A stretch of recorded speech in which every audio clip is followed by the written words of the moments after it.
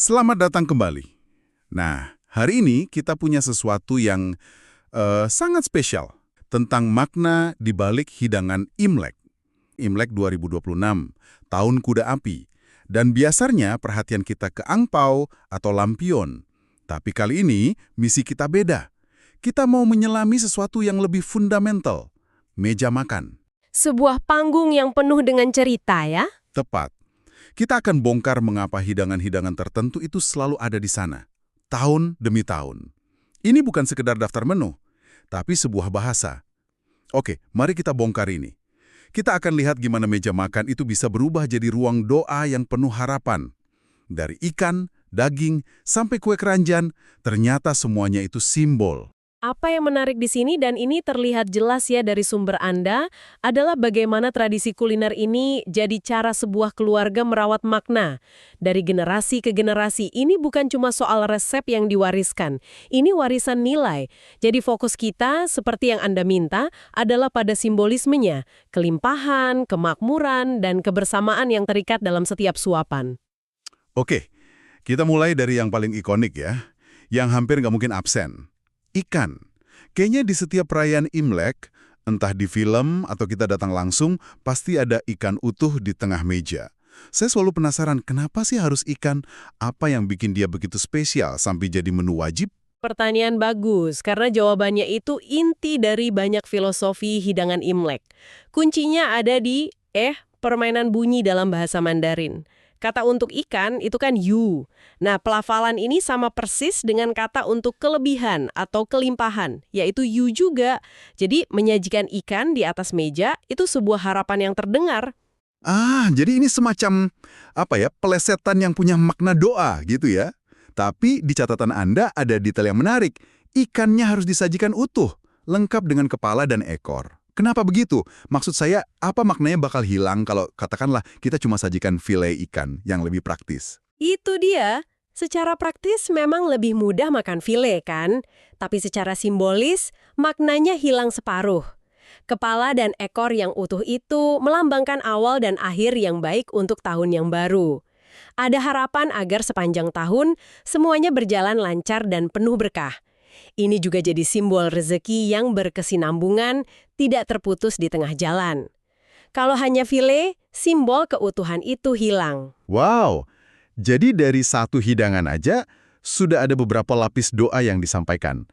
Kesinambungan, kelancaran dari awal sampai akhir, dan kelimpahan itu sendiri. Teks yang lebih dalam, yang juga Anda catat, di banyak keluarga ada tradisi untuk sengaja menyisakan sebagian ikan, jadi tidak dihabiskan semua saat makan malam Imlek.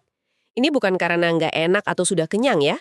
Ini adalah tindakan simbolis untuk memastikan bahwa kelimpahan itu akan tersisa dan terbawa sampai ke tahun berikutnya.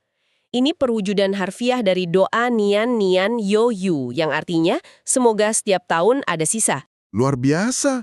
Jadi kita sengaja menyisakan makanan bukan karena mubazir, tapi justru untuk mengamankan harapan masa depan. Itu benar-benar mengubah cara kita memandang makanan di piring ya. Oke, jadi ikan itu soal memastikan kita punya cukup bahkan lebih untuk setahun ke depan. Tapi kan cukup aja kadang nggak cukup ya. Manusia selalu ingin lebih, ingin bertumbuh. Nah, sepertinya filosofi ini tercermin di hidangan daging. Benar sekali, Anda menangkap alurnya. Kalau ikan itu soal kecukupan, maka hidangan daging seperti sate samchan dan babi hong itu soal pertumbuhan. Kita mulai dari sate samchan. Sate ini kan dari perut babi yang strukturnya itu unik. Lapisan daging dan lemak yang selang-seling. Dan lapisan-lapisan inilah yang jadi kuncinya. Bukan sekedar soal rasa yang gurih. Justru di situ letak filosofinya. Lapisan-lapisan ini diinterpretasikan sebagai simbol keberuntungan berlapis-lapis. Semakin banyak lapisannya, semakin tebal. Ya, semakin besar harapannya untuk rezeki yang bertumpuk-tumpuk di tahun yang akan datang. Jadi ini bukan lagi cuma soal memiliki, tapi soal menumbuhkan kemakmuran. Saya suka ide itu. Keberuntungan berlapis-lapis. Sangat visual. Nah, di catatan Anda juga disebut babi hong. Apakah maknanya sama? Ini bagian yang menarik. Keduanya memang soal kemakmuran, tapi dari sudut pandang yang sedikit beda. Kalau sate samcan itu tentang struktur lapisan rejeki, nah babi hong yang dimasak lama sampai empuk itu membawa makna lain. Kemakmuran yang diraih lewat kesabaran, proses, dan kerja keras. Warnanya yang merah kecoklatan itu juga diasosiasikan dengan keberuntungan. Jadi, di meja yang sama ada dua jenis doa kemakmuran. Satu soal rejeki yang datang berlapis-lapis, mungkin dari berbagai sumber. Satunya lagi soal kemakmuran sebagai hasil manis dari sebuah proses dan ketekunan. Persis. Ini menunjukkan betapa kaya dan detailnya harapan yang ingin disampaikan. Bukan hanya semoga kaya, tapi lebih dalam dari itu. Punya rejeki berlapis-lapis, hasil kerja keras, tapi kalau nggak ada keluarga untuk menikmatinya, rasanya hampa ya. Sepertinya disinilah hidangan selanjutnya masuk, yang manis dan panjang. Tepat sekali. Kita beralih ke pilar berikutnya, kebersamaan dan umur panjang. Dan juaranya di sini tentu saja kue keranjang atau nian gao. Semua orang pasti tahu kue ini. Manis, legit, dan lengket banget. Iya, lengketnya itu kadang bikin susah dimakan, tapi saya curiga justru di tekstur lengket itulah ada maknanya. Anda sudah bisa menebak polanya. Tentu saja ada. Tapi kita mulai dari namanya dulu ya. Nian Gao itu kan terdiri dari dua kata. Nian yang artinya tahun dan Gao yang artinya kue. Nah, kata Gao ini bunyinya sama persis dengan kata lain, yaitu Gao yang artinya tinggi. Jadi, Nian Gao itu kue tahun, tapi kalau didengar bunyinya jadi seperti tahun yang lebih tinggi. Itulah maknanya. Memakan Nian Gao itu sebuah doa agar kehidupan, entah itu karir, pendidikan, atau kesehatan, bisa semakin tinggi atau meningkat dari tahun ke tahun. Sebuah harapan untuk kemajuan. Lalu soal teksturnya yang lengket, itu adalah simbol perekat hubungan keluarga. Kelengketan ini harapan agar keluarga tetap erat, rukun, bersatu, dan tidak tercerai-berai. Jadi lengketnya kue itu seolah-olah jadi lem buat keluarga. Dan di Indonesia, kita punya cara unik menikmatinya ya kan? Seringnya diiris, dicelup ke kocokan telur, terus digoreng. Ini menunjukkan bagaimana tradisi bisa beradaptasi tanpa kehilangan esensinya. Betul, itu contoh sempurna bagaimana sebuah tradisi bisa beradaptasi dengan budaya lokal. Meskipun cara penyajiannya beda, simbolisme inti dari Nian Gao sebagai doa untuk peningkatan hidup dan perekat keluarga itu tetap dipertahankan. Selain kue keranjang, ada satu lagi yang sering muncul dan berhubungan dengan harapan hidup. Mie, yang panjang-panjang tanpa putus itu. Ah, ya, Chang Shou Mian atau mie panjang umur. Ini simbolismenya sangat lugas.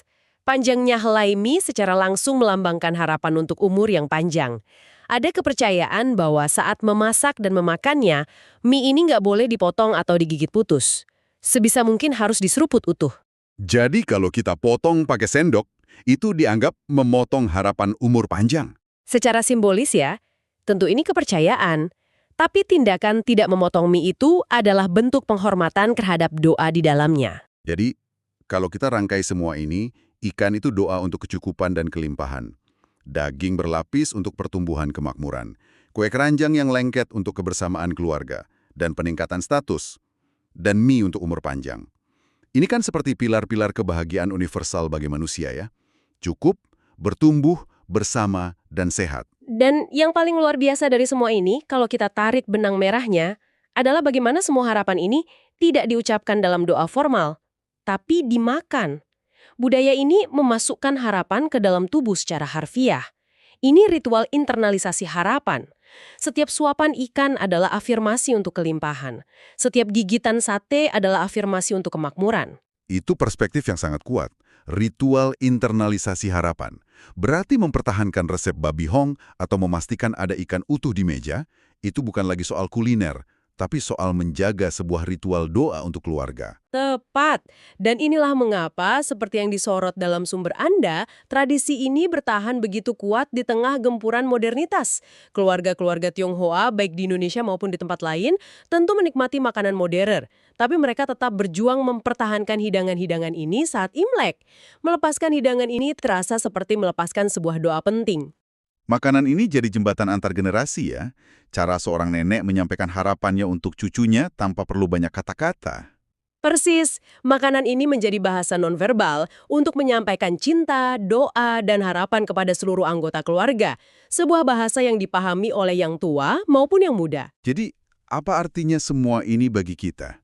Setelah kita bedah satu persatu.